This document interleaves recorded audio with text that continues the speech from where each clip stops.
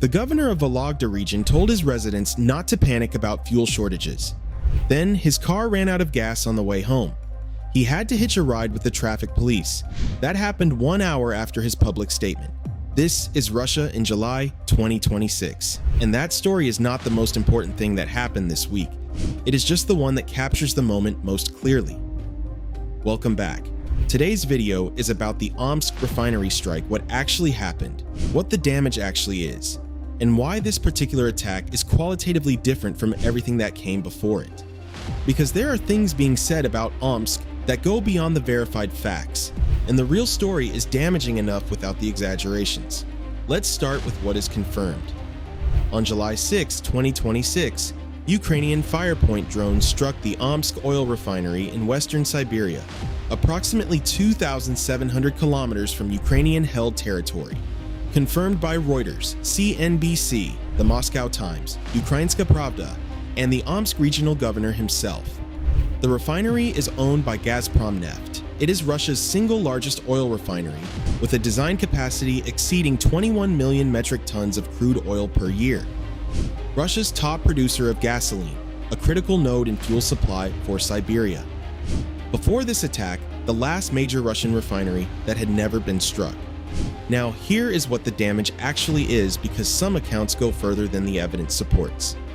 The CDU-10 crude distillation unit, responsible for approximately 38% of the plant's total processing capacity, handling 24,580 metric tons of crude oil per day, caught fire and was damaged. Confirmed by Reuters, citing two industry sources. The CDU-11 unit, responsible for another 37% of capacity, was not directly hit, but external network connections essential to its operation were damaged by the blast. CDU-11 could potentially resume operation once those connections are repaired. It is not destroyed. The refinery also has two older mothballed units, CDU-7 and CDU-8, with a combined capacity of 20,000 metric tons per day. These could theoretically be restarted. They are less efficient, but they exist. The bottom line, the refinery has halted all operations. CDU-10 is damaged and may take months to repair. CDU-11 may come back online sooner. The combined effect is the shutdown of units responsible for roughly 75% of production at Russia's most important gasoline facility. That is severe. That is confirmed.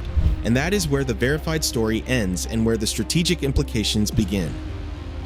Firepoint CEO Irina Terek stated publicly that Omsk was the last of Russia's top 10 refineries that had never been hit. It was counted on to balance out the fuel crisis after the successful campaign by Ukraine's defense forces. That calculation is now gone. The immediate impact was visible within hours. Omsk's largest fuel station chain, Topline, suspended gasoline sales to private customers at all 53 of its stations. Price displays showed zeros. Motorists arriving found themselves turned away. And the ripple effects crossed borders. Uzbekistan canceled flights due to jet fuel shortages. Kazakhstan is now weighing fuel imports from China, a remarkable inversion for a region that borders one of the world's largest oil producers. Now, let's look at how this attack was actually executed, because the operational details are genuinely remarkable. Firepoint's chief developer stated that mission planning took just over 1 week. The drones flew approximately 2,800 to 3,000 kilometers, including altitude changes and evasive maneuvers, at a speed below 180 kilometers per hour. That means a flight time of at least 16 hours navigating autonomously, below radar coverage, across the full width of western Russia and deep into Siberia. Russian military blogger and drone developer Alexei Chadayev made an admission that is worth quoting carefully. He described what he called the problem of transit regions, areas where local air defense units operate on a pure object protection basis. If a drone is not flying directly at their installation, they let it pass. They do not engage. They do not alert forward units, because they are accountable only for protecting their own property, and firing ammunition outside their designated perimeter could expose them to liability from their own management.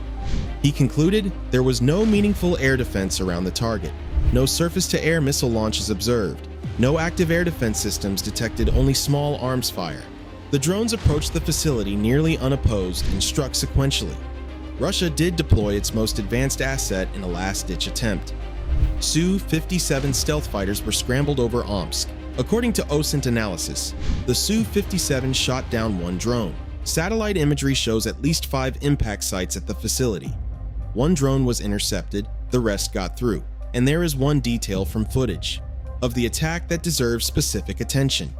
In one verified clip, an FP-1 drone over Omsk is seen receiving fire and then maneuvering, alternating left and right, evading.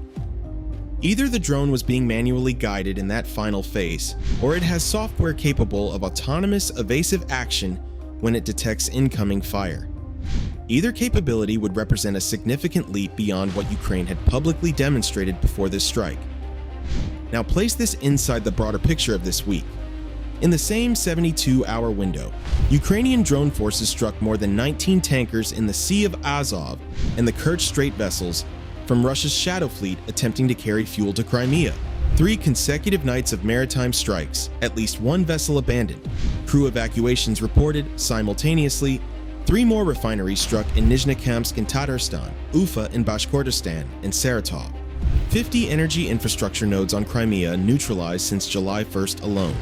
Belgorod residents openly confronting their governor over power and water failures. Kursk regional offices told to work from home to conserve fuel.